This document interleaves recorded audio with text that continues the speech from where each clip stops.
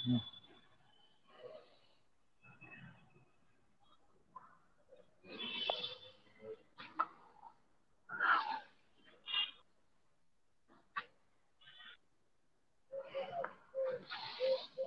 दोस्तों, एक बार दोबारा से स्वागत है आप सभी का जयप्रकाश पांडे के साथ फेसबुक लाइव में। और आज मेरे साथ मौजूद हैं मेरे भाई, मेरे दोस्त विनोद कुमार मीना जी, जो यूपीएससी 2014 की परीक्षा में उत्तीर्ण हुए, यूपीएससी 2015 की परीक्षा में उत्तीर्ण हुए, यूपीएससी 2017 की परीक्षा में उत्तीर्ण हुए। और यह उत्तीर्ण होने का सफर armed forces headquarter civil services की पोस्टिंग के साथ शुरू हुआ, इंडियन पोस्टल सर्विसेज के साथ आगे बढ़ा और आज आईआरएस तक पहुंच चुका है। मैं स्वागत करता हूं विनोद मीना जी, आपका बहुत बहुत स्वागत है उत्तराखंड के पिथौरागढ़ जिले से कि आपने इस कार्यक्रम के लिए अपनी सहमति भरी और government exams and obstacles in front of youth विषय पे आज आप हमारे साथ जुड़े हैं। आपका बहुत बहुत आभार है। बहुत बहुत धन्यवाद जय भाई। मैं भी आपका आभारी हूँ कि आपने ये प्लेटफॉर्म दिया मुझे, जिससे मैं यंगस्टर्स के साथ अपने आइडिया शेयर कर पाऊँ। Thank you so much.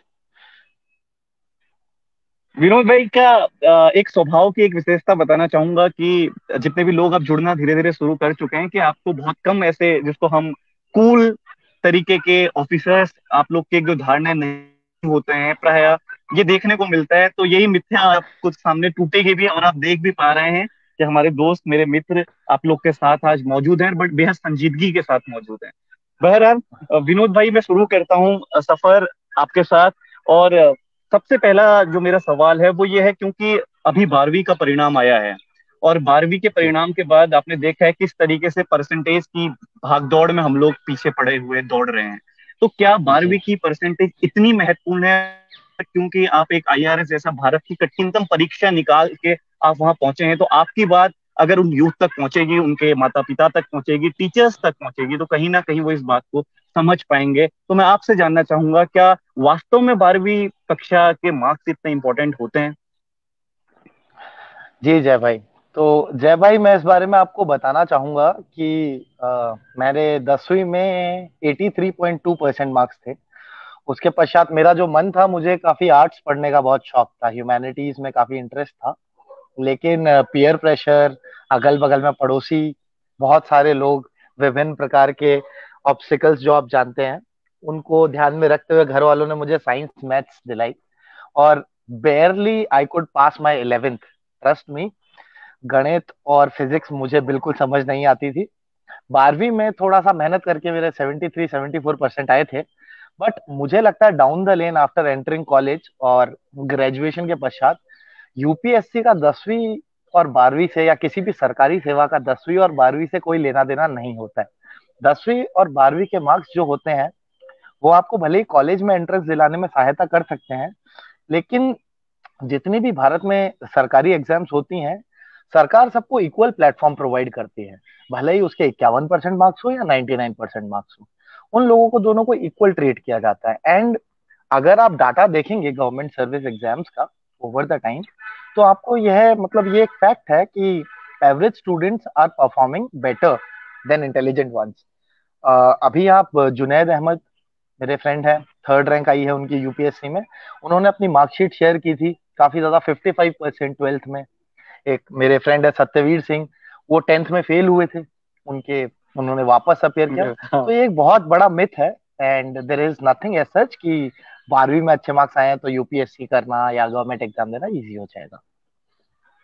जी विनोद भाई, धन्यवाद। जो लोग जुड़ रहे हैं, मैं बताना चाहूंगा कि विनोद कुमार वीना भाई जो हमारे साथ जुड़े हैं, वर्तमान में भारत का सबसे प्रतिष्ठित, सबसे टफ एग्जाम यूपीएससी एग्जाम को क्रैक कर, और एक बार नहीं 3 बार आपने उस परीक्षा को उत्तीर्ण किया है और आज आईआरएस के रूप में हमारे सामने मौजूद हैं। और जो बात विनोद जी बता रहे थे, उसी बात को मैं आगे बढ़ाना चाहूंगा। ये बातें दरअसल गवर्नमेंट एग्जाम और ऑब्स्टिकल इन फ्रंट यूथ के साथ हम इसलिए जोड़ के चल रहे हैं, क्योंकि अभी हाल ही में परिणाम जिस तरीके से आया, और कई जगह इस तरीके का एक परसेंटेज का जो एक फोबिया बना दिया गया है। तो आप लोग ये समझे, जो भी लोग जुड़े हैं, परसेंटेज कहीं भी मैटर, आपको कॉलेज के एग्जाम्स में जरूर आपको कॉलेज में एडमिशन दिला सकती है, लेकिन गवर्नमेंट एग्जाम्स में सेम आप प्लेटफॉर्म में, जो विनोद भाई ने अभी बात हमें बताई। विनोद भाई, आगे चलूंगा और बहुत जी बेहद जरूरी सवाल है अभी के लिए, क्योंकि अक्टूबर का महीना आ रहा है, यूपीएससी का एग्जाम दोबारा आ रहा है, प्रीलिम की लोग तैयारी में लगे हुए हैं, तो 2 महीने जी की जो तैयारी बची हुई है, ऐसे में किस प्रकार की स्ट्रेटेजी अभी वो बना सकते हैं? जी, जय भाई देखिए, इस साल प्रीलिम्स होना था मई में, लेकिन कोविड की वजह से it has been postpone to October. अभी अक्टूबर में होल्ड करेंगे। तो जो भाई या फिर जो स्टूडेंट्स पहले से प्रेपरेशन कर रहे हैं एग्जाम की ओवर द ईयर वगैरह, उनके लिए मेरा अलग सुझाव है। और जो लोग सोच रहे हैं कि हम अभी किताब उठाएं और 2 महीने बाद में एग्जाम दें, उनके लिए एक अलग सुझाव है। तो पहला सुझाव उन लोगों के लिए है जो सोच रहे हैं कि हम 2 महीने में प्रीलिम्स देंगे, तो बहुत ज्यादा टफ होगा। मतलब आप अपना अटेम्प्ट बर्बाद मत करिए, 2 महीना काफी कम समय होता है एग्जाम देने के लिए। और जो लोग पहले से तैयारी कर रहे हैं, उन लोगों के लिए एक एडवाइस जो मैं देना चाहता हूँ, वो इस तरीके से है कि आपने जो भी आपका ट्रेडिशनल पार्ट है, history, geography, economics, environment, polity, ये ट्रेडिशनल जो है, इससे यूपीएससी लगभग लगभग 50 से 60% सवाल पूछता है। अगर आपका लक्ष्मीकांत आपने अच्छे से पढ़ी है पॉलिटी की, तो आपके 10 सवाल कहीं नहीं जाते हैं, अगर आपने उस बुक को पूरा core to core A to Z study किया है। इसी तरीके से हिस्ट्री हुई, हिस्ट्री स्टैटिक पार्ट है, उसमें करंट अफेयर जैसा कुछ डालेगा नहीं यूपीएससी। वही पूछेगा जो हो चुका है, जो आपने पढ़ा है। यही बात कल्चर के साथ हो जाती है। तो ये आपके जो शॉर्ट शॉर्ट मार्क्स दिलवाने वाले सब्जेक्ट हैं, आप इनका रिवीजन बहुत अच्छे से कीजिए। एंड मीनवाइल करंट अफेयर्स में there is plethora of material available online, काफी मटेरियल मिलता है। तो आप जितना हो सके उतना टेस्ट सॉल्व कीजिए। Like per day you can solve 2 test, because 2 महीने बचे हैं। और जब आप टेस्ट देते हैं तो उनके एक्सप्लेनेशन आप थोड़े अच्छे से देखिए, क्योंकि जब आप एक्सप्लेनेशन देखते हैं तो आप समझ पाते हैं कि आपने क्या गलती की, प्लस सही उत्तर क्या है वो आपके दिमाग में बैठ जाता है। तो ट्रेडिशनल प्लस करंट अफेयर को हमें बैलेंस करके चलना है। जैसे कि एक और मैं आपको उदाहरण देता हूँ छोटा सा। जब हम कोई भी किताब पढ़ना स्टार्ट करते हैं, जैसे आप मान लीजिए M लक्ष्मीकांत पढ़ रहे हैं हम पॉलिटी की, तो जब प्रथम मतलब फर्स्ट टाइम जब भी कोई उसको पढ़ता है तो उसे काफी टाइम लगता है, 10 दिन, 12 दिन, 15 दिन, 500 600 पेज की किताब है वो। लेकिन जब सेकंड टाइम उसे पढ़ेगा तो it will take hardly 6 7 days, 6 7 दिन में वो उसे पढ़ लेगा। तीसरी बार पढ़ेगा 3 दिन, चौथी बार पढ़ेगा तो भी 2 दिन। इस तरीके से ओवर द टाइम आपका बुक पढ़ने का समय कम हो जाता है। जितनी ज्यादा बार आप पढ़ते हैं उतना ज्यादा आपको याद होता है। तो right now is the time that you need to revise them. आपको अपना ट्रेडिशनल रिवाइज करना है, at the same time current affairs की चीजें जैसे विजन 365 है, एनवायरमेंट के लिए अलग मटेरियल होता है, गवर्नमेंट स्कीम्स है, कौन सी रिपोर्ट कौन पब्लिश करता है, इस तरीके के सवाल यूपीएससी पिछले कुछ वर्षों में अधिकतम पूछ रहा है। तो इन सब चीजों पर अगर आप अपना फोकस रखेंगे, और एक बेसिक स्ट्रेटजी और होती है कि how do you attempt the question paper. कई लोग होते हैं 100 में से 70 क्वेश्चन अटेम्प्ट करते हैं और सोचते हैं कि भाई मेरी एक्यूरेसी इस लेवल की है कि मेरे अगर 65 ठीक हुए, 5 गलत हुए, तो भी मैं एग्जाम क्लियर कर लूंगा। बिकॉज ओवर द इयर्स अगर आप ट्रेंड देखेंगे तो यूपीएससी का कट ऑफ जो है, it goes from around 100 to 110, उसी रेंज में। मतलब 55 क्वेश्चन अगर आपके सही हैं तो you can be confident about writing the mains. आप मेंस एग्जाम लिखने के लिए बिल्कुल कॉन्फिडेंस में रहते हैं। तो ये देखते हुए आपको सवाल कितने अटेम्प्ट करने हैं, कितना मतलब टाइम मैनेजमेंट करना है, पेपर में एक बार में कितने क्वेश्चंस सॉल्व करने हैं, ये सारी प्रैक्टिसेस आपको अभी से स्टार्ट करनी है। क्योंकि जब आप एग्जाम लिखने जाते हैं पहली बार अगर आप लिख रहे हैं, तो आपका कॉन्फिडेंस और मॉरल काफी कम होता है। And solving test papers and revising, बार बार रिवाइज करना, ये आपका कॉन्फिडेंस काफी बूस्ट अप करता है। क्योंकि जब आप पेपर में वो सवाल देखते हैं जो आपने पहले से सॉल्व किए हुए हैं, तो वो आपके लिए बहुत आसान हो जाता है उस चीज को अटेम्प्ट करना। जी जय भाई। जी विनोद भाई, बहुत बहुत धन्यवाद। ये बहुत प्रासंगिक चीज थी, क्योंकि अभी जितने लोग हमसे जुड़े हैं, 3 4 लोगों ने पहले ही आपके सेशन से पहले भी पर्सनली मुझे मैसेज करके ये चीज बोली थी कि आप साझा करें इस जानकारी को। तो आज की सफर की शुरुआत मैंने सवाल से ही आपसे की, और वो सवाल जो कि हमारे ऑनलाइन लोगों से जुड़ा हुआ है। और बहुत आप लोग से निवेदन है, जो मैं बातें अंत में बोलता हूँ वो आज मैं पहली बार बोल रहा हूँ, शुरुआत में बोल रहा हूँ, कि हालांकि 50 से 55 मिनट का ये सेशन मैं मानता हूं कि बहुत बोरियत भरा होता है उन लोगों के लिए जिनका इससे कोई सरोकार नहीं है। लेकिन मेरा रिक्वेस्ट है आप लोग से, जो हमको देख रहे हैं, जो हमको सुन रहे हैं, कि इसे साझा करें, क्योंकि कहीं ना कहीं किसी ना किसी के लिए बहुत बेहद जानकारी भरा सेशन है। आप उन लोगों की जरूर मदद कर सकते हैं। और फाइनली सोशल नेटवर्किंग का फायदा भी तभी है जब आप इसके पॉजिटिव यूज की तरफ आगे बढ़ेंगे। बहरहाल, मैं आगे एक सवाल जो पूछना चाहता हूँ, वो सवाल कई लोगों से जुड़ा है कि हम गवर्नमेंट एग्जाम्स की तैयारी तो कर रहे हैं, लेकिन क्या करें, हम्म, सरकारी नौकरियों के विज्ञापन ही नहीं निकल रहे, कब तक हम तैयारी करें, फ्रस्ट्रेशन लेवल हमारा बढ़ चुका है। तो जी ऐसे मौकों पे हम क्या कर सकते हैं, क्या आप बताना चाहेंगे जो इस तरीके के जब स्टेटमेंट हमारी यूथ हमें देती है? जी। तो जय भाई, इसमें मतलब ये बहुत ही बड़ी प्रॉब्लम है, because over the years vacancies government service exams में, जैसा यूपीएससी अगर हम देखें तो 1396 सीट्स 2013 में थी, और अगर अब हम अभी देखेंगे तो इट कम्स अराउंड 800 सीटें इस साल है। तो ये ट्रेंड कभी डिक्लाइन होता है, कभी बढ़ता है। और एकमात्र अब आप देखेंगे कि यूपीएससी के एग्जाम में 12 लाख लोग फॉर्म भरते हैं, तो काफी टफ हो जाता है एग्जाम क्रैक करना, बिकॉज 850 सिलेक्शंस हैं और 12 लाख लोग पेपर दे रहे हैं, तो level of competition is very high. तो इस समय मतलब इस चीज के लिए बेस्ट एडवाइस मेरा ये रहेगा, हर एग्जाम का फॉर्म भरिए आप। जितना एग्जाम्स आता है हर एग्जाम का फॉर्म भरिए। रेलवे के गैंगमैन तक का फॉर्म भरिए आप। भले ही आप वो एग्जाम ज्वाइन ना करें, you don't join it, SSC आप ज्वाइन ना करें, पेपर आप दे। एक बार अगर आप गवर्नमेंट एग्जाम का पेपर क्लियर करते हैं तो दो चीजें होती हैं। नंबर एक, आपको मिलता है कॉन्फिडेंस वापस दूसरा पेपर देने का। और नंबर दो, फाइनेंशियल रिसोर्सेज जो हैं, कई हमारे भाई ऐसे हैं जिनके पास मतलब नौकरी लगना उनका प्रथम एम है, first thing is to get a job. तो नौकरी अगर आप लगेंगे और अगर आपके हाथ में सैलरी आती है, तो it becomes very very light to prepare further, आगे तैयारी करने में आपकी बहुत सहायता होती है। और इंडिया में ऐसा रूल तो है नहीं कि राजस्थान का जो निवासी है वो राजस्थान में का ही पेपर दे सकता है। वो चाहे तो हिमाचल का भी दे सकता है, उत्तर प्रदेश का भी दे सकता है। तो जितने भी स्टेट पीसीएस के एग्जाम्स हैं उनकी भी काफी अच्छी वैकेंसीज आती हैं। प्लस जिनकी स्ट्रीम है, स्ट्रीम पर्टिकुलर के भी पेपर होते हैं। इंजीनियरिंग सर्विस एग्जाम इंजीनियर्स के लिए होता है, यूपीएससी। डिफेंस में अगर कोई जाना चाहता है तो सीएपीएफ का पेपर भी यूपीएससी कंडक्ट करता है। तो देखिए, ऑप्शंस की कोई कमी नहीं होती है। कोविड के टाइम पे थोड़ा मतलब अभी एग्जाम्स रेगुलर कंडक्ट हो नहीं पा रहे due to social distancing norms and different things. लेकिन अगर आप ओवरऑल देखेंगे तो पर मंथ एक ना एक एग्जाम जरूर होता है इंडिया में। यूपीएससी खुद अपने, आप देखेंगे NDA, civil services, CAPF, ESC, ये चार exam combined medical services exam हो गया, पांच एग्जाम तो यूपीएससी ही कंडक्ट करवाता है। तो जिनको भी ये लगता है कि भाई वैकेंसीज काफी कम हो रही हैं, उनके लिए अच्छी बात यह है कि आप बहुत सारे एग्जाम्स लिख सकते हैं। एंड आपको सीट्स कितनी चाहिए? एक, you want to get selected only for one seat, and you have 850 seats in front of you, आपके पास 850 सीट्स हैं। तो बेटर ऑप्शन होता है आप तैयारी करते रहिए, don't never ever ever give up इस चीज पे। असफलताएं जीवन में पार्ट है। मैं ये बात बहुत भली भांति तरीके से जानता हूँ क्योंकि मैं 5 बार ये पेपर दे चुका हूँ। आपको अपनी मेहनत का फल जरूर मिलेगा। It always page. देखिए, अगर कुछ भी नहीं हुआ तो ज्ञान तो मिलेगा ही आपको, और ज्ञान बहुत जरूरी चीज है। प्लस यूपीएससी ने अभी एक नया वो निकाला है रूल, जिसमें अगर आपका इंटरव्यू कॉल आता है, अगर आप मेंस एग्जाम से इंटरव्यू कॉल आता है, तो private sector will consider you for their jobs. ONGC, GAIL वगैरह में इंटरव्यू जो अटेम्प्ट करता है उन सबको वो लेने लगे हैं।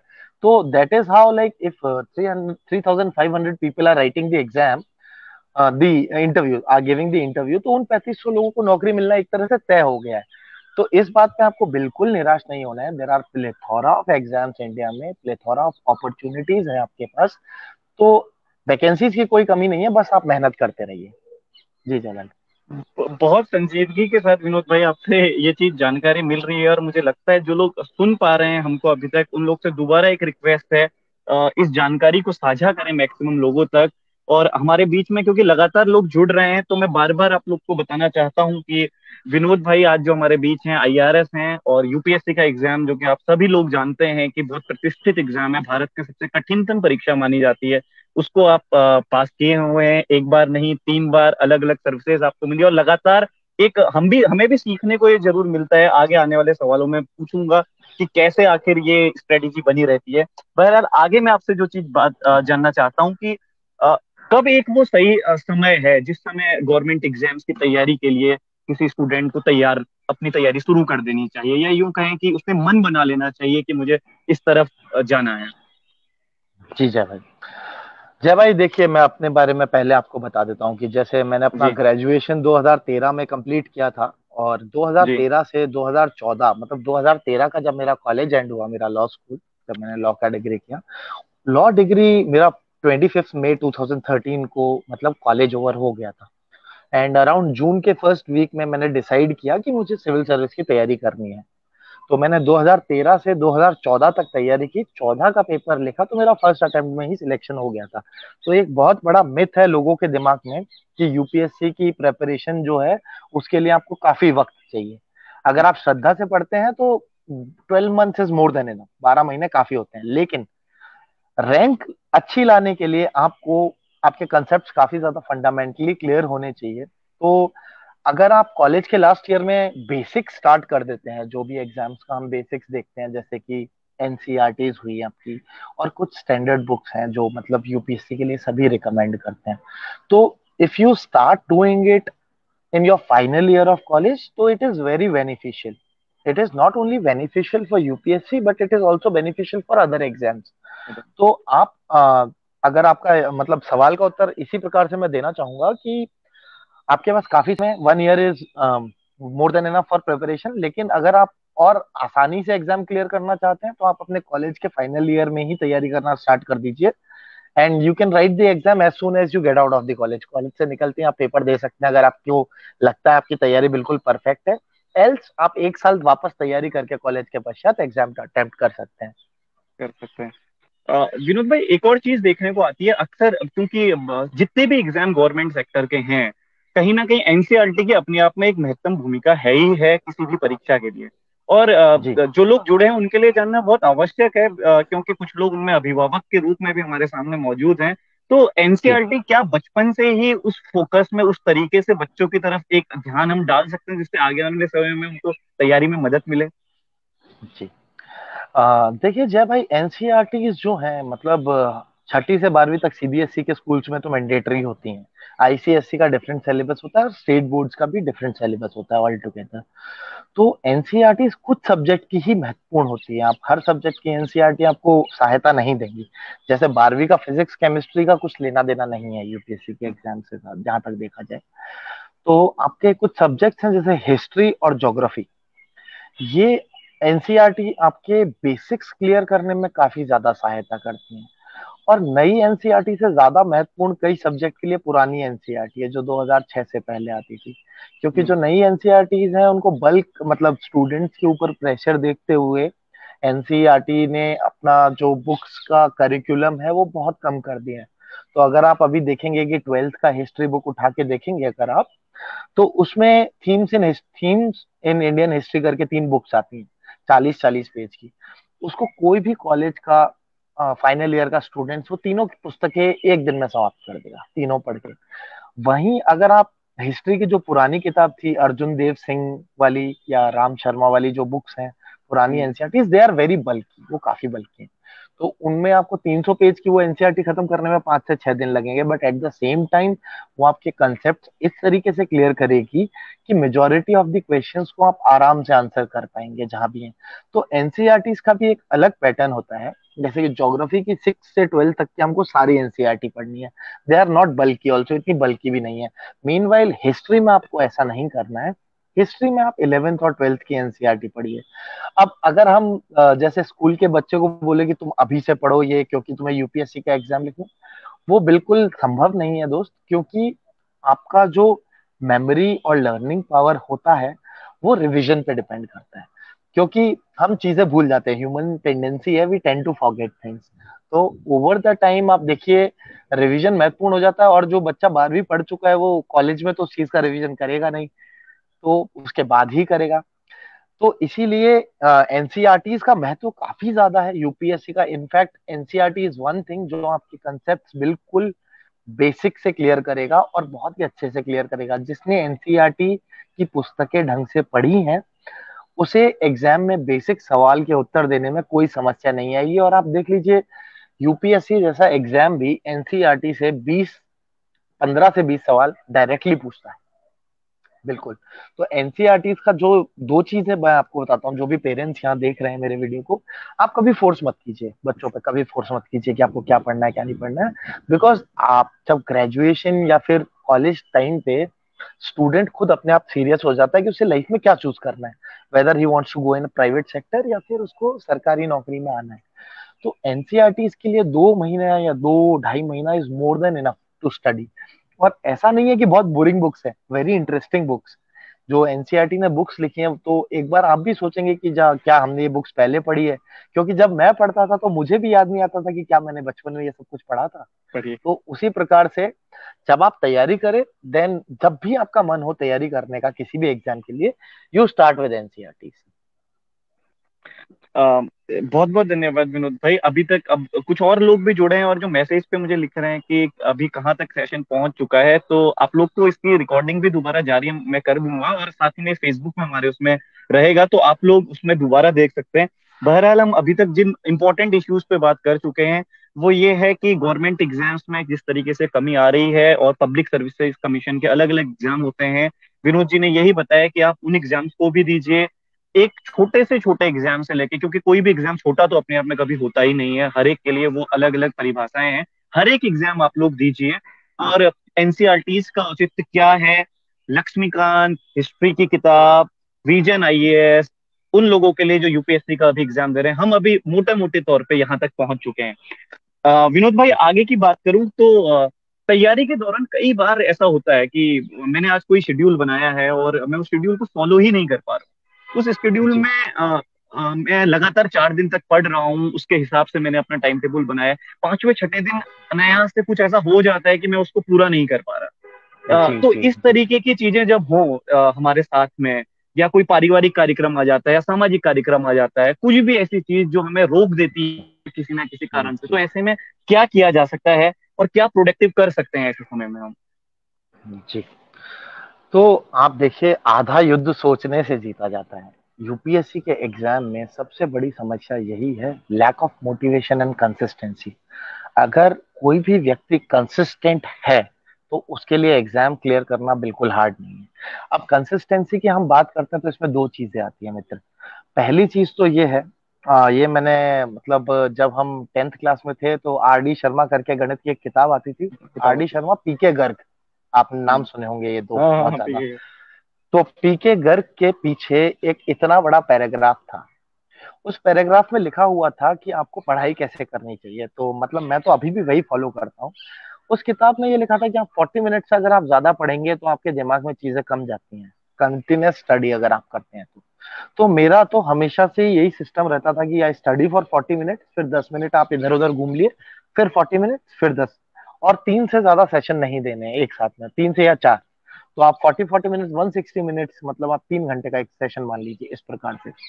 दूसरी चीज ये है कि क्या ये तीन जो हम सेशंस बता रहे हैं लगातार वाले, can it be done every day?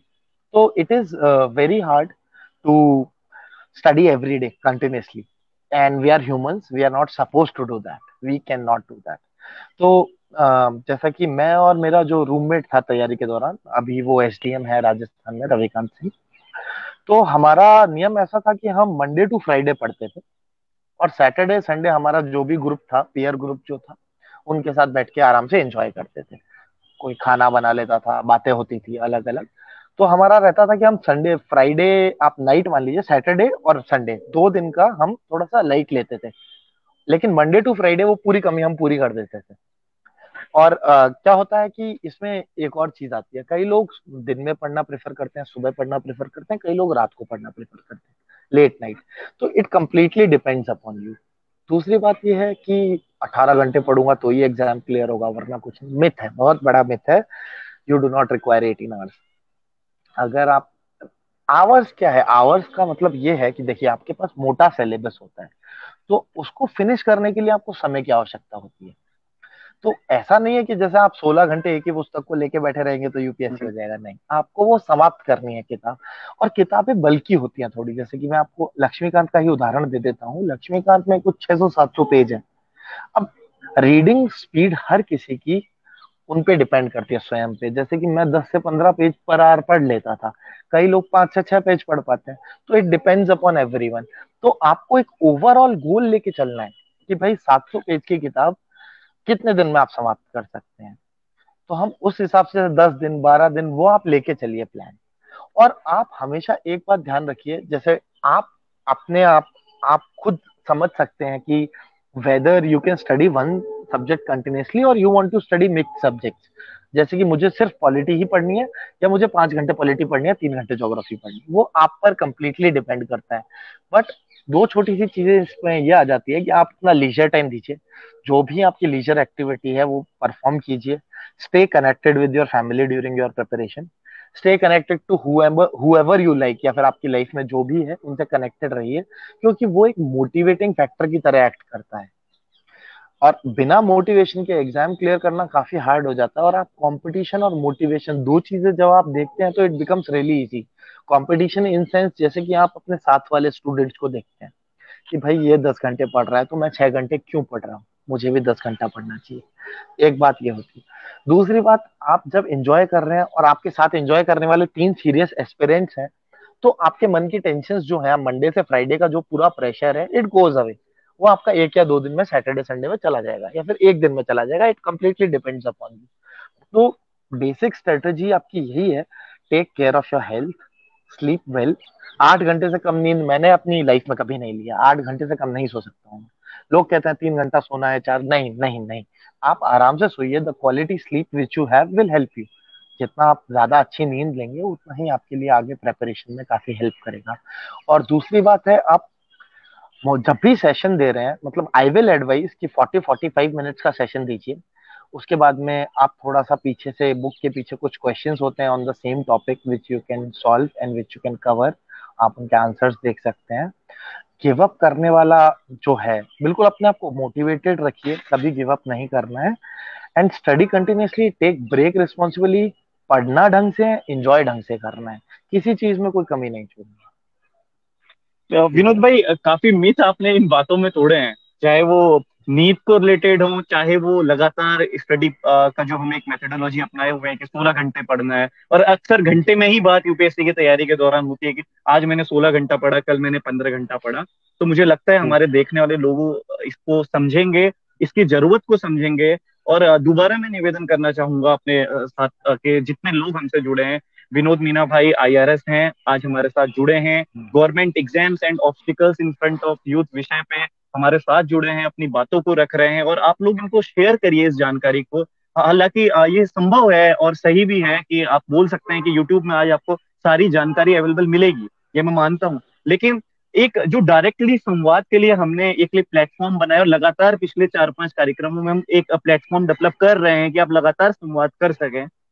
ऐसी अपॉर्चुनिटी आपको शायद ही कहीं यूट्यूब के किसी चैनल पे देखने को मिले, और लगातार हम इस तरीके की कोशिशें जारी रखेंगे। तो इस चीज को उन लोगों तक शेयर करिए जो इन एग्जाम्स की तैयारी कर रहे हैं, डिग्री कॉलेज लेवल पे हैं, स्कूल्स लेवल पे हैं, कॉलेज लेवल पे हैं। बहरहाल आगे चलते हुए, क्योंकि बेसिक्स बुक की तो बात हमने की एनसीईआरटी की, लेकिन एक जुड़ा एग्जाम, एक सवाल है कि गवर्नमेंट एग्जाम की तैयारी के दौरान एक फाउंडेशन बुक्स के रूप में क्या हो, न्यूज़पेपर क्या पढ़ा जाए, और न्यूज़पेपर पढ़ने की वो मेथोडोलॉजी आखिर क्या हो। जी।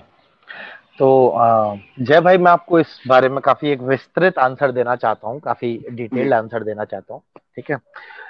देखिए, कुछ स्टैंडर्ड बुक्स हैं जिनके थ्रू आप इंडिया का कोई भी एग्जाम क्लियर कर सकते हैं रिलेटेड टू सिविल सर्विसेज। तो उन किताबों की लिस्ट मैं आपको सब्जेक्ट वाइज बताना चाहूंगा। देखिए, अपन हम स्टार्ट करते हैं हिस्ट्री, पॉलिटी से स्टार्ट करते हैं। पॉलिटी के लिए आपका वन शॉर्ट शॉर्ट सॉल्यूशन है एम लक्ष्मीकांत। एम लक्ष्मीकांत आप पढ़िए, आप सवाल सॉल्व कीजिए। और आप करंट अफेयर्स के लिए विजन 365 या फिर कुछ भी आप उसमें देख सकते हैं। But M Laxmikanth is one thing which can not be ignored at all. लोग कहेंगे कोचिंग विल से कि भाई मेरा मटेरियल ज्यादा बेटर है, you don't study Laxmikanth. No, there is no substitute to Laxmikanth in terms when it comes to polity. Then comes history. History काफी vast subject है। And history में आपको, देखिए, आप सबसे पहले 11th 12th की पुरानी एनसीईआरटी पढ़ेंगे आप। उसके बाद में आपके पास एक बुक आती है स्पेक्ट्रम, हिस्ट्री के लिए, मॉडर्न हिस्ट्री के लिए स्पेक्ट्रम बुक आएगी। और एक बिपिन चंद्र आएगी ब्लू कलर की, इंडिया स्ट्रगल फॉर इंडिपेंडेंस। ये पुस्तकें आपकी मॉडर्न हिस्ट्री के लिए मैंने दो बताई है, स्पेक्ट्रम और बिपिन चंद्रा, बिकॉज यूपीएससी का ट्रेंड हमेशा से ये रहा है कि मॉडर्न के सवाल ज्यादा पूछता है। बट लास्ट 2 इयर्स में यूपीएससी ने मिडिवल हिस्ट्री से काफी क्वेश्चंस पूछना स्टार्ट किए। तो उनके लिए मिडिवल वाली जो हिस्ट्री की बुक है, दैट इज वेरी इंपॉर्टेंट।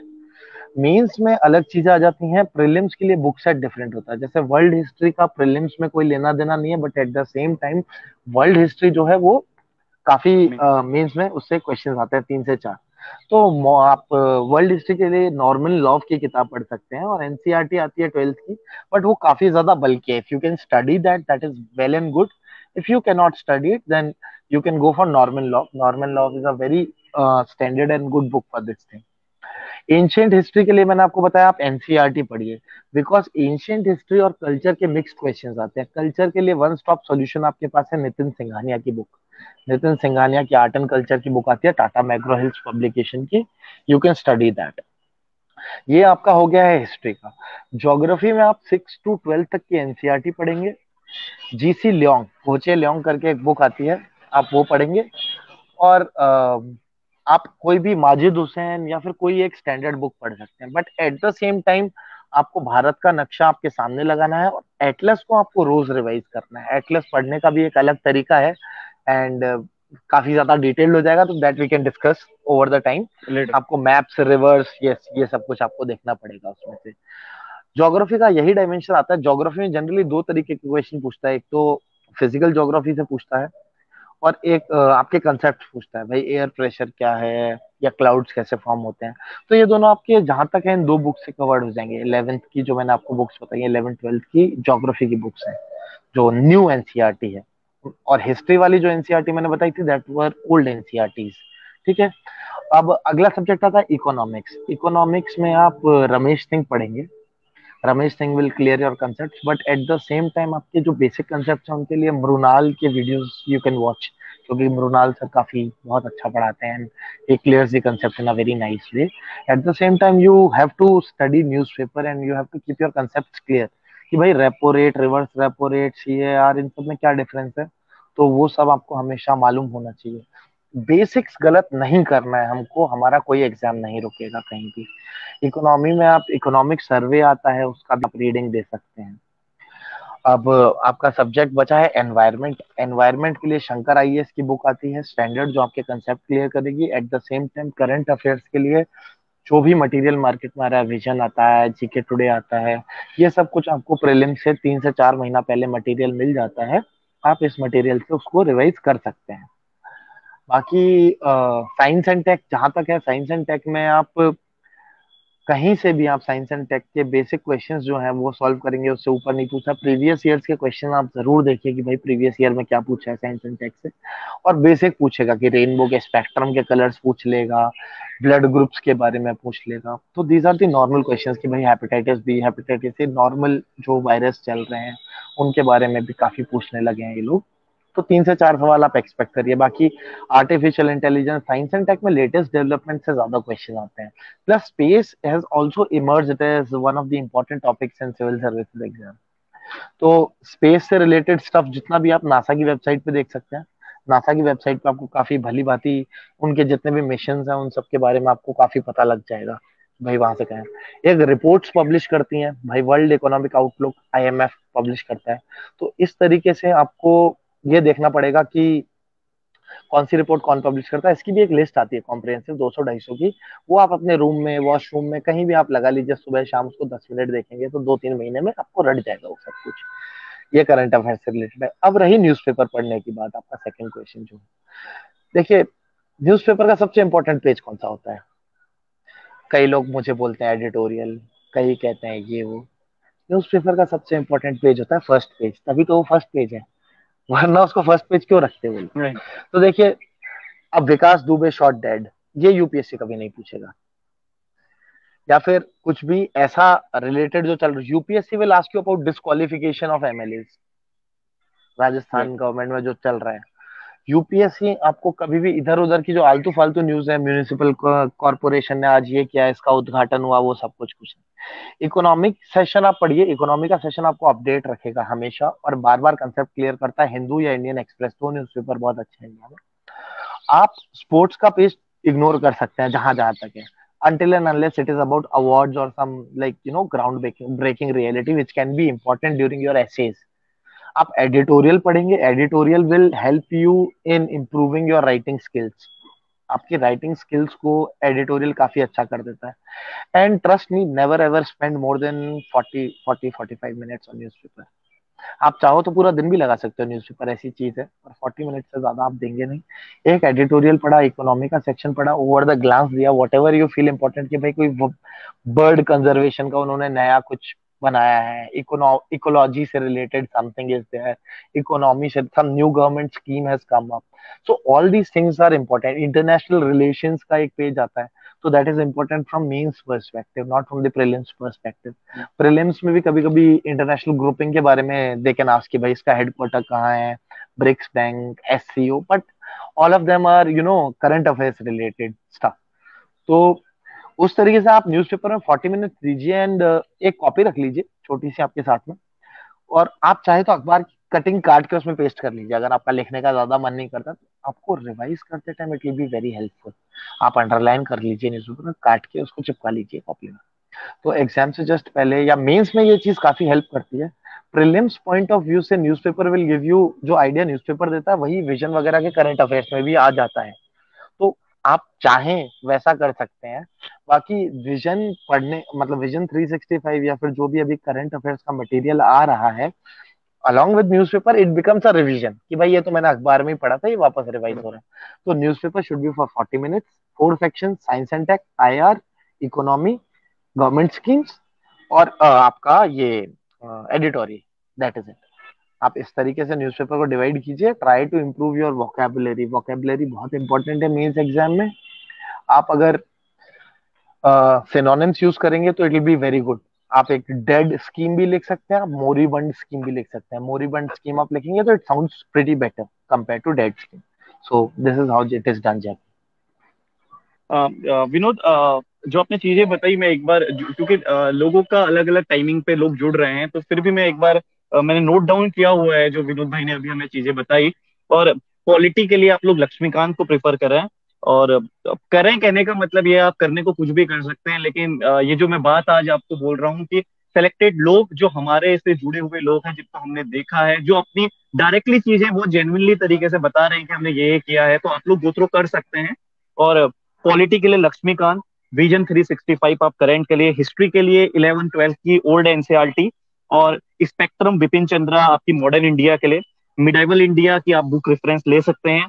और कल्चर जो कि एक इंपॉर्टेंट एस्पेक्ट है, नितिन सिंघानिया की बुक आती है, वो आप देख सकते हैं। ज्योग्राफी क्लास जीसी लियोन की किताब के अलावा 11th and 12th के एनसीईआरटी। नहीं, और सिक्स कोई टू अगर आप, ट्वेल्थ है भाई, I am so okay sorry. Six six, okay six okay, two six twelfth two six twelve two twelfth geography. और माजिद हुसैन की जो स्टैंडर्ड बुक है, अगर आप चाहें तो उसको आप रेफरेंस के रूप में आप यूज करिए, आपको उसको बेनिफिट रहेगा। एटलस आपको जरूर रिवीजन करना है, और उसमें हम डिटेलिंग में करेंगे भी बाद में टाइम आने पे। एटलस का कैसे एटलस पढ़ना है वो हम बाद में एक सेशन दोबारा विनोद भाई के साथ जरूर करेंगे। इकोनॉमी में आप लोग रमेश सिंह को देखिए, प्लस मृणाल सर के जो वीडियो हैं वो तो मस्त वीडियो हैं, बेसिक कॉन्सेप्ट। और हर एक आदमी को, चाहे वो एग्जाम दे या ना दे, इकोनॉमी को जानने के लिए उसको वो वीडियो जरूर देखने चाहिए कि आखिर देश दुनिया में क्या होती हैं चीजें, कैसे होती हैं। इन्वायरमेंट के लिए शंकर आईएएस को आप लोग देखिए। इसके साथ ही में स्पेस लॉ के सब्जेक्ट में, जैसे भाई ने बताया कि आजकल काफी क्वेश्चंस पूछने को मिल रहे हैं, तो आप लोग नासा की वेबसाइट में जाके ये सब चीज देख सकते हैं। इसके अलावा डिटेलिंग में अभी हम बात इस पे, एक अलग सेशन हम जरूर कभी कर सकते हैं। अभी आगे बढ़ते हुए मैं विनोद भाई ये जानना चाहूंगा कि लगातार 3 अलग अलग प्रयास, अलग अलग वर्ष और एक लंबा सफर, कैसे ये चीज आपने मेंटेन की? क्योंकि 3 अलग अलग प्रयास और लगातार भारत की वही परीक्षा जो बहुत ही कठिनतम परीक्षा मानी गई है, और 3 प्रयास अलग अलग ईयर्स के गैप में वो देना और उसको निकालना, आखिर कैसे, मतलब ये चीज में आपने कंसिस्टेंसी बनाई? और क्योंकि ख्याल तो आपने बताया कि जिस समय आप लॉ में थे उस समय आपने एक ख्याल बनाया हुआ था, तो इसके विषय में मैं आपसे जानना चाहूंगा। जी जय भाई। जय भाई, जैसा मैंने 2014 से एग्जाम देना स्टार्ट किया था, तो सर्वप्रथम एएफएचक्यू में मेरा सिलेक्शन हुआ। तो उस समय मैं बता सकता हूँ आपको, इंसान जब भी यूपीएससी या फिर किसी गवर्नमेंट सर्विस की प्रिपरेशन करता है, तो initial 2 years are very crucial, and ups and downs are part of life. 10 marks इधर 10 मार्क्स उधर becomes a matter of selection. 4 marks और होते हैं आप आईएएस बन जाते हैं, 4 मार्क्स कम होते हैं तो आप किसी और सर्विस में होते हैं, क्योंकि the level of competition at this point is very tough. एक एक मार्क पे 20 20 रैंक खिसकती है। तो आपके सिलेक्शन के पश्चात आपको कौन सी सर्विस मिलेगी ये तो आप खुद नहीं कह सकते हैं, क्योंकि it depends upon a lot of factors. But एक बात ये है कि अगर आपका एग्जाम एक बार क्लियर हो जाता है तो आपको बहुत ज्यादा कॉन्फिडेंस आपके अंदर आ जाता है, और नेक्स्ट टाइम पे एग्जाम देना आपके लिए काफी इजी हो जाता है।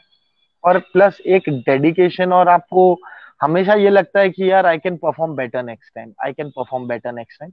तो उसी जोश के साथ में आप कोशिश करते हैं वापस एग्जाम लिखने की।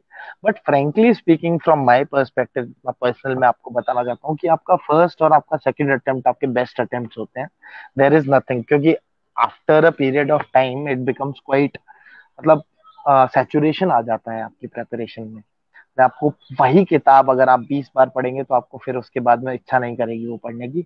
तो my journey has been very interesting, I have enjoyed every part of my preparation. I would never say कि भाई मुझे, मैं बहुत परेशान हुआ, नहीं, मैंने सब कुछ अपनी इच्छा से किया है। आप भी अपनी इच्छा से ही कीजिए, बिकॉज इच्छा के अगेंस्ट पढ़ाई करना इज नॉट पढ़ाई करना, फिर आपको कोई सहायता मिल ही नहीं पाएगी उस चीज में। और एग्जाम अगर आपका एक बार क्लियर होता है तो रैंक इंप्रूव करना काफी आसान हो जाता है। अगर आपका लिस्ट में नाम है तो दैट विल ऑलवेज इंप्रूव, आप अच्छी सर्विस में उसमें जाएंगे। आप ज्यादातर लोगों को देखेंगे यूपीएससी में, तो आप देखेंगे कि फर्स्ट फर्स्ट अटेम्प्ट में उन्हें कुछ सर्विस मिली है, सेकंड में इट गेट्स अपग्रेडेड। पहले आईआरएस थे, अब आईएएस हैं, आईपीएस थे, आईआर पोस्टल में थे, फिर आईएएस बन गए। तो इनफैक्ट मतलब मैं भी अपने ट्रेनिंग टाइम पे, मेरे काफी सारे फ्रेंड्स हैं जितने भी, स्वप्निल था, Swapnil became IAS from postal services, Rohit Sisonia है वो एएफएचक्यू से सीधा आईएएस बने हैं। अभी यहाँ जुनैद अहमद है, रैंक 3 आई है उनकी, तो वो भी आईआरएस से सीधा आईएएस में गए। तो अगर आप एक बार लिस्ट में अपना नाम डाल लेते हैं तो उसके पश्चात तो it becomes very easy for you to crack it the next time, काफी इजी हो जाता है। जी विनोद भाई, मैं समझ पा रहा हूँ इस चीज को कि किस तरह से एक बार अगर आप एंट्री करते हैं और उसके बाद आपके अवसर और ज्यादा बढ़ जाते हैं, क्योंकि एक कॉन्फिडेंस तो होता ही है, एक मोरल बूस्टअप भी अपने आप अंदर से मिलता है कि हाँ हमने इतनी मेहनत की थी और इस डायरेक्शन में हमको प्रिपरेशन और स्ट्रॉन्ग करनी है। और जी अच्छे दोस्तों का, जिसको कहते हैं संगत का, तो साथ होना ही है। आप ऑफिसर्स के बीच में हैं, उन लोगों के साथ में हैं, तो जाहिर सी बात है वो चीजें आपके लिए हेल्प करती ही करती हैं। जी जी दोस्तों, जो लोग हमसे जुड़े हुए हैं, और मैं दोबारा आपको बताना चाहूंगा, आज हमारे साथ विनोद भाई मौजूद हैं, मेरे मित्र हैं, मेरे काफी संजीदगी भरे मित्र रहे हैं, मेरे भाई हैं। और विनय कुमार मीना जी अभी भारत की सबसे प्रतिष्ठित परीक्षा यूपीएससी परीक्षा को पास करके आईआरएस बने हैं। और 3 बार प्रयासों में, अलग अलग प्रयासों में आपने तीन अलग अलग बार यूपीएससी के इस परीक्षा को पास किया है। और स्काई इज द लिमिट, तो मुझे उम्मीद भी है आगे भी, क्या पता, इस विषय पे हालांकि अभी हम ऑनलाइन कुछ नहीं बात करेंगे, लेकिन मैं उम्मीदों जी के सहारे जरूर रहूंगा कि उम्मीदें और भी आगे हमको ले जाएं, आपको ले जाएं, हमें ले जाएं। और साथ ही में दोबारा हम कभी ऐसे सेशन करें इन लोगों के साथ जो आज हमें लाइव सुन रहे हैं। आगे बढ़ते हुए, धन्यवाद। अभी कुछ दिन पहले विनोद भाई हमने लॉ में अपॉर्चुनिटीज में एडवोकेट ऑन रिकॉर्ड से सुमित पांडे जी, उनका एक सेशन किया था कि लॉ में किस जी तरीके के अवसर देखने को मिलते हैं। मेरा सवाल जी आपसे एक जुड़ा हुआ है, क्योंकि आप लॉ के फील्ड के ही हैं, कि लॉ जी बैकग्राउंड के साथ में यूपीएससी का चुनाव करना, कि मुझे इस फील्ड में जाना है, क्योंकि आप एक तरीके से लॉ पढ़ने का एक अथॉरिटी वाली पोजीशन में तो आप रहते ही हैं, क्योंकि तमाम कानून की जानकारी, और वो आपको एक जी कॉन्फिडेंस देता है। ये सफर आपका जी कैसे शुरू हुआ? जी जय भाई, एक्चुअली मेरी फैमिली में का मतलब काफी लोग गवर्नमेंट सर्विसेज में ही है, जहाँ तक है मतलब प्राइवेट बिजनेस में ऐसा ऐसा कोई है नहीं। मेरे अंकल्स हैं या मेरे ब्रदर्स हैं, तो फर्स्ट मोटिवेशन तो हमेशा से वही था कि कुछ भी हो, कुछ सरकारी करना है। That was always there in my mind. And second thing कि आपका अगर लॉ बैकग्राउंड है तो it becomes very easy for you to write the exams, reason being आपका लैंग्वेज पे कमांड होता है, तो ऐसे पेपर जो है वो आपके लिए काफी इजी हो जाता है। नंबर टू, आपका पेपर टू इज पूरा लॉ, मेंस का पॉलिटी आप कितनी बार पढ़ चुके हैं, क्योंकि कॉन्स्टिट्यूशन ऑफ इंडिया आप लॉ में पढ़ चुके होते हैं, तो it hmm. Becomes very easy for you. Paper two आपका आराम से पूरा प्रिपेयर हो जाता है। और eight the same time ethics का जो पेपर होता है उसमें अगर आप लीगल लैंग्वेजेस में, अगर आप लीगल तर्क जिसे कहते हैं, अगर रीजनिंग अगर आप देते हैं किसी भी फैक्ट के साथ में, तो एग्जामिनर को काफी अच्छा लगता है आपका आंसर। तो लॉ एक ऐसा सब्जेक्ट है जिससे मतलब प्रेपरेशन करना किसी भी एग्जाम की काफी इजी हो जाता है। और मतलब if you can see recent times में स्टूडेंट्स का प्रेफरेंस टुवर्ड्स लॉ बहुत ज्यादा बढ़ रहा है। You can see the number of people appearing in common law admission test, जिसे हम क्लैट कहते हैं, वो भी काफी बढ़ रहा है यूजी और पीजी बोथ कोर्सेज के लिए। फैकल्टी ऑफ लॉ डीयू, जैसा कि आप भली बात ही जानते होंगे, वहां भी एडमिशन के लिए कितना ज्यादा लोग प्रयास करते हैं और कितनी ज्यादा मेहनत करते हैं, वो भी आपने देखा होगा। और मतलब आप किसी भी बैकग्राउंड से एग्जाम क्लियर कर सकते हैं, ऐसा कुछ नहीं है, but being a lawyer I feel there is a bit edge, and legal background वालों को काफी सहायता मिलती है एग्जाम क्लियर करने में। और जहां तक मेरा सवाल है, मुझे एक इनर फीलिंग थी हमेशा से कि गवर्नमेंट एग्जाम्स लिखने हैं ड्यूरिंग कॉलेज। ऐसा कुछ हमने कभी नहीं पढ़ा, क्योंकि सबको मालूम है कॉलेज में होता क्या है। लास्ट डे आप पढ़ाई करते हैं, अगले दिन आप एग्जाम लिखते हैं, शाम को आते हैं, सोते हैं, फिर एग्जाम लिखते हैं। It happens like that every semester, it Passage on. तो अगर आपसे कोई पूछता है कि भाई हाँ ये बताओ मुझे कि तुमने 4 साल पहले क्या पढ़ा था लॉ का, तो किसी को याद नहीं होता है। But at the same time subconscious memory में आप एक ही चीज अगर बार बार सुनेंगे, बार बार सुनेंगे, तो वो मन में रह जाती है, आपके दिमाग में रह जाती है। तो legal language is one thing which tends to help you in these cases. तो आप कुछ भी चीज लिखते हैं, सो फैक्टो लिख दिया या फिर सब using very smart vocabulary will always help you in government exams. जी हाँ भाई। विनोद भाई, ये आपने सही चीज बताई कि एग्जाम से एक रात पहले तो, हालांकि वो ट्रेंड ही है कि एक रात पढ़ के आप एग्जाम जी देते हैं, लेकिन लॉ बैकग्राउंड का कहीं ना कहीं आपको यूपीएससी के एग्जाम में कम से कम फर्क आपको एक एज पॉइंट तो मिलता ही है। जी अ, आगे बढ़ते हुए, क्योंकि अब हम अपने सफर के अंत की तरफ को आगे बढ़ रहे हैं, तो जो साथी हमसे जुड़े हैं मैं उनसे बोलना चाहूंगा, मुझे इनबॉक्स में नहीं, आप लोग चाहें तो कमेंट में मुझे अपना सवाल पूछ सकते हैं, इनबॉक्स में देखने की स्थिति में नहीं हो पाऊंगा। हमसे जुड़े जो लोग लगातार कमेंट कर रहे हैं: अभिषेक, प्रियंवत सर, मनोज कन्याल जी, अनुराग नारायण पाठक, मयंक डिमरे जी, पंकज चौहान जी, साकेत साहे जी, ईश्वर सवाल जी, राजकुमार सरोज जी। जी हम लोग कोशिश, धन्यवाद, सभी लोग इस कोशिश को सराह रहे हैं। और आज हमारे बीच विनोद भाई ने जो समय दिया है, इम्पोर्टेंट वो है कि मेरा आना इम्पोर्टेंट नहीं है, जो लोग हमारे साथी आके हमें समय दे रहे हैं वो इम्पोर्टेंट है, कि अपना कीमती समय निकाल के आप लोग के साथ जुड़ रहे हैं, तो इन जानकारियों को बस आपसे एक सहयोग चाहिए, आप साझा करें। आगे बढ़ते हैं, और अब चूंकि हम कार्यक्रम के अंत की तरफ पहुंच रहे हैं, दो और सवाल मेरे पास हैं, और कुछ लोग अगर चाहें तो वो कमेंट बॉक्स में अपने सवाल पूछ सकते हैं। और अगर आप लोग हमें कॉम्प्लीमेंट देने की जगह अगर आप लोग सवाल पूछेंगे तो वो ज्यादा बेहतर हमें लगेगा। आगे चलते हुए, अ, विनोद भाई, यूपीएससी के तीन अलग अलग प्रयास, तीन अलग अलग नौकरी, तीन अलग अलग पोजीशन संभालने का एक अनुभव, वो सफर जानना बड़ा दिलचस्प हमेशा रहता है, क्योंकि वो प्रेरणा भी कहीं ना कहीं देता है। इसके विषय में हमें बताइए। जी। तो जय भाई, ऐसा है कि जब पहली बार आप जब आपका रिजल्ट आता है और आप अपना नाम लिस्ट में देखते हैं, तो जिस लेवल की नींद और जिस लेवल का एक्साइटमेंट आपको उस दिन आता है, वो आपको कभी लाइफ में महसूस नहीं होगा, भले ही आप कितने भी सिलेक्शन ले लें। पहला selection is always very important, it is like skies apart. तो जब मैं एएफएचक्यू में, मतलब आप मानेंगे नहीं, मेरा सेकंड लास्ट रैंक था फर्स्ट अटेम्प्ट में।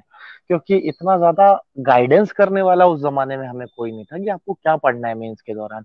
अभी देर इज प्लिथोरा ऑफ चैनल्स है आपके पास में, ऑनलाइन आप कुछ भी कर सकते हैं, देख सकते हैं कैसे प्रिपेयर करना है, टॉपर स्ट्रेटजी करके होता है। उस टाइम पे ऐसा सब कुछ नहीं था जय भाई। एएफएचक्यू में मेरी पोस्टिंग साउथ ब्लॉक में थी, राष्ट्रपति भवन में। It was very nice job. 10 I was sitting, मतलब मेरा ऑफिस रियर एडमिरल के नेवी के जो थे उनके बगल में था।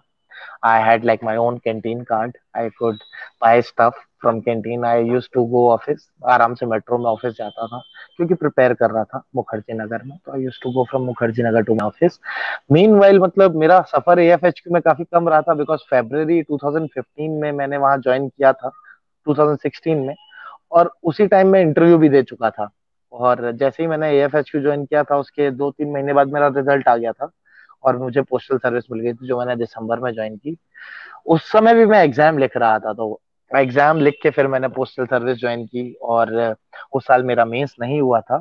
तो पोस्टल सर्विस ज्वाइन करने के बाद 3-4 महीने मैंने पोस्टल सर्विस में काम किया है, उस ट्रैवलिंग यहाँ वहाँ, बड़ोदरा, इधर उधर काफी जगह हमने ट्रैवल किया।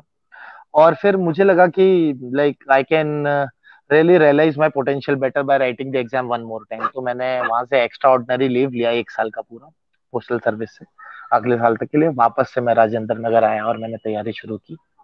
और इस फिर अगले अटेम्प्ट में मुझे आईआरएस मिला। फिर आईआरएस मिलने के पश्चात भी मैंने फिर एग्जाम लिखा।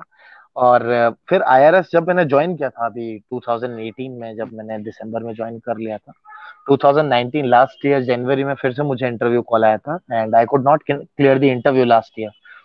ओके। लेकिन जो मैंने ट्रेनिंग आईआरएस की है, तो I can just tell you कि भाई, मतलब one of the best, in fact the best training in India is IRS customs का ट्रेनिंग। बिकॉज द जितना आप ट्रेवल करते हैं आप इमेजिन नहीं कर पाते हैं। आपके पास बोर्डिंग पास, इतने बोर्डिंग पास होते हैं, plethora. I have travelled extensively everywhere in India, every state. I have traveled to Nepal, and on our foreign visits, we went to Switzerland, we went to the Netherlands, Belgium, and Czech Republic, Germany, Russia. तो एक काफी ज्यादा बहुत ही मतलब अच्छा exposure होता है, because जिन लोगों के बारे में आपने सुना होता है, सोचा होता है, उन लोगों के साथ बैठ के बात करके, वो आपको सुन रहे हैं, आप उन्हें सुन रहे हैं, लोग आपको पूछने लगते हैं। दूसरी चीज मैं आपको ये बताता हूँ कि आपके जो मित्र रिश्तेदार होते हैं, जब आप तैयारी कर रहे होते हैं, तो बार बार आपसे पूछते हैं क्या हुआ, क्या हुआ, क्या हुआ। सिलेक्शन के अगले दिन आपकी छवि जो है वो बदल जाती है, आप वो नॉर्मल चिंटू छोटू नहीं रहते हैं सब लोगों के लिए। You tend to become an officer and people treat you with a different dignity, कि साहब आए हैं, साहब जा रहे हैं। तो वो डिफरेंस आपको फील होता है हमेशा लाइफ में। And life becomes quite easy क्योंकि government takes care of everything, your lodging, your travel. They provide you a house to stay, they provide you a car to travel, they give you salary, you have good working conditions, you have huge office, people wait to meet you. तो ये जितनी भी चीजें हैं, इनका एक अलग exposure है। बिकॉज आप देखेंगे तो इंडिया की जो पॉपुलेशन है अराउंड 135 करोड़, उसका 0.1% आर इनटू सिविल सर्विसेज। 0.1% बहुत मायने रखता है सर। और आप जैसे कि आप लिस्ट में भी आप देखते हैं 800 या 900 लोग सिलेक्ट होते हैं हर साल। तो मुझे लगता है कि you are amongst the top knowledgeable youths of the country. I think UPSC is also a criteria to जज हु स्टैंड्स वेयर। यस। तो आपको अंदर से काफी अच्छा लगता है कि आप इस लेवल पे आ चुके हैं अपनी लाइफ में, you have done so good. और आपको जेन्युइनली बहुत अंदर से अच्छा फील होता है कि you have made your parents proud. वो कभी आपको बोलते नहीं है आपके घर वाले कि हम प्राउड है, ये वो है, बट आपको समझ में आ जाता है when they speak to other people that my son is so and so. तो एक मतलब छोटा सा एडवाइस मेरा ये भी है कि अपने लिए ना सही, अपने घर वालों के लिए कर लो यार, या फिर किसी और के लिए कर लो। तो that is always there, and life is always better on the other side, trust me. देख कहते हैं ना, the grass is greener on the other side, other it is side. Indeed greener. Yes, it is indeed greener. ऐसा है भाई। विनोद भाई, बहुत संजीदगी के साथ लगातार हम लोग बात कर रहे हैं, और मतलब ऐसा लग रहा है कि ये सफर मतलब बस चलता जाए, रुके ना बात। लेकिन चूंकि समय की भी सीमा है और बातों की भी सीमा है, आज जिस सेशन पे हम लोग जुड़े, बहुत अच्छा लगा आपसे जुड़ के। और मुझे लगता है कि इतनी संजीदगी के साथ अभी तक भी हमारे जितने पीछे के चैनल हमारे साथ में जितने भी हमने ये लाइव सेशन किए हैं, बेहद संजीदगी वाला सेशन ये रहा। और आपका ये संजीदगी के साथ जो व्यवहार है बना रहे हमारे साथ। हम आगे भी बहुत जल्दी आपसे जुड़ेंगे, हो सकता है प्रीलिम एग्जाम के बाद या अलग अलग विषयों में, क्योंकि आप केवल मैं जहां तक आपसे आज बात करके समझ पाया हूँ, मोटिवेशनल एक लेवल के रूप में एक मोटिवेशन पैदा करने के लिए वो सब चीजें जो जरूरी होती हैं, वो लगभग ना के बराबर हमने भी राजेंद्र नगर या मुखर्जी नगर के आईएएस लोगों के मुंह से सुनी। लेकिन आपने आज जो मोटिवेशन वाली जो अंदर की बात जिसको हम बोलते हैं, जेन्युइनली बात जिसको हम बोलते हैं कि सर्विस की बात जिसको हम बोलते हैं, वो आपने जो हमारे सामने रखी, बहुत बहुत धन्यवाद। अंतिम सवाल आपके साथ मेरा है, एक संदेश हमारे यूथ के लिए, और खासकर मैं जिस पहाड़ी क्षेत्र के साथ ताल्लुकात रखता हूँ, उत्तराखंड के पिथौरागढ़, जो कि एक बॉर्डर इलाका है, आपके साथ मेरी जब चर्चा हुई तो मैंने आपको बताया, जी उन लोगों के लिए, उन लोगों के लिए जो अभावों के साथ आगे बढ़ रहे हैं, जहां पर को उतनी सुविधाएं नहीं है, उन लोगों के लिए, और हमसे जुड़े सभी दर्शकों के लिए एक संदेश विनोद भाई आपकी तरफ से। जी। थैंक यू जय भाई। हेलो। हेलो। हाँ विनोद भैया जी। जी, आवाज आ रही है? हाँ बिल्कुल बिल्कुल विनोद भाई। अच्छा ठीक है। I can not see myself, so hmm. I am extremely sorry for that. देखिए, मेरा संदेश मैं आप जितने भी सिविल सर्विस या गवर्नमेंट एग्जाम्स के लिए प्रिपेयर करने वाले मेरे भाई बहन हैं, उनको मैं आप बताना चाहता हूँ। देखिए, ये वो जमाना है जब किसी भी संसाधन की कमी नहीं है आपके पास। You have internet at your disposal, आपके पास इंटरनेट है और काफी सारी सुविधाएं हैं, जिसमें आप मटेरियल से लेकर टेलीग्राम पर मटेरियल भी आपको फ्री मिल जाता है।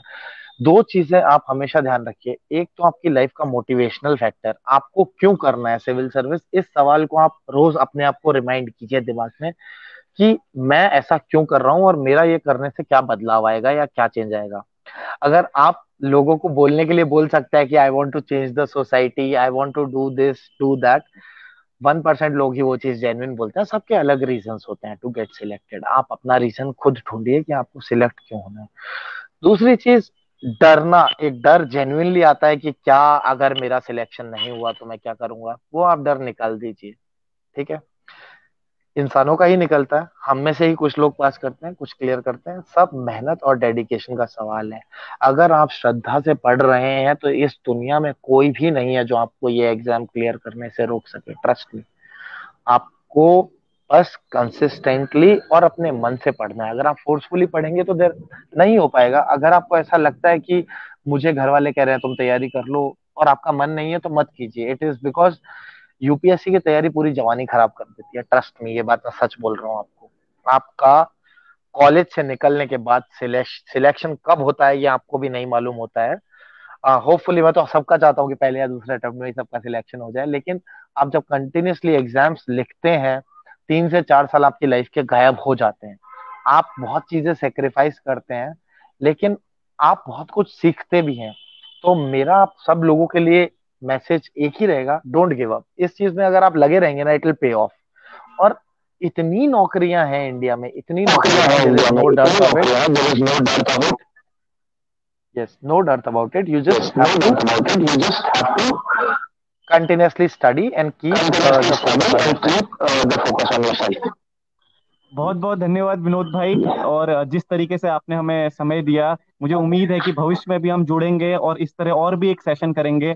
और उत्तराखंड के पिथौरागढ़ की तरफ से बहुत बहुत आभार आपका, समस्त लोगों से जो हमें देख रहे हैं सुन रहे हैं, क्योंकि बहुत संजीदगी भरी बातें आपने बताई। बहुत व्यवहार कुशल तरीके से आपने, बहुत आराम से हम लोगों ने बात की, और लोगों ने भी ऐसा कोई फील नहीं हुआ हमको कि हम किसी आईआरएस ऑफिसर अधिकारी से बात कर रहे हैं। ये आपकी जिंदादिली बनी रहे।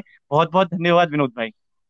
जी जय भाई, थैंक यू सो मच। आपने अपॉर्चुनिटी दी मुझे इंटरेक्ट करने के लिए बच्चों से, and I am very thankful to you. बहुत बहुत धन्यवाद यार। तो दोस्तों, ये थे आज विनोद मीना, जो कि आईआरएस हैं वर्तमान में। लगातार यूपीएससी परीक्षा की 3 परीक्षाओं को इन्होंने लगातार उत्तीर्ण किया है एक एक वर्ष के दौरान पे। और हमने कोशिश की थी कि government exams and obstacles in front of youth विषय में विनोद भाई से हम बात करें। मेरे अच्छे मित्र हैं और विनोद भाई ने हमें समय दिया। आप लोग से रिक्वेस्ट है, हर बार कार्यक्रम के अंत में एक रिक्वेस्ट होती है, लेकिन अक्सर वो रिक्वेस्ट भुला दी जाती है। दोस्तों, आपसे हमें कुछ भी नहीं चाहिए, आपसे हम किसी चीज की उम्मीद नहीं करते हैं, बस एक चीज की उम्मीद कि जो लोग इन जानकारियों से जिनका लाभ हो सकता है, आप लोग उन उन तक ये जानकारी पहुंचाएं। और इस जानकारी को पहुंचाने का एक ही तरीका है, आप लोग मैक्सिमम लोगों तक आखिर शेयर करें। देखिए, सोशल नेटवर्किंग के दौर में हम लोग जो प्रयास कर रहे हैं, ये प्रयास तभी सक्सेसफुल होंगे जब आप लोग इन चीजों को आगे बढ़ाएंगे, और ये एक कारवा बनता है फिर। और इस कारवे के सफर में मुझे लगता है आप सभी लोग को अपना सहयोग देना चाहिए।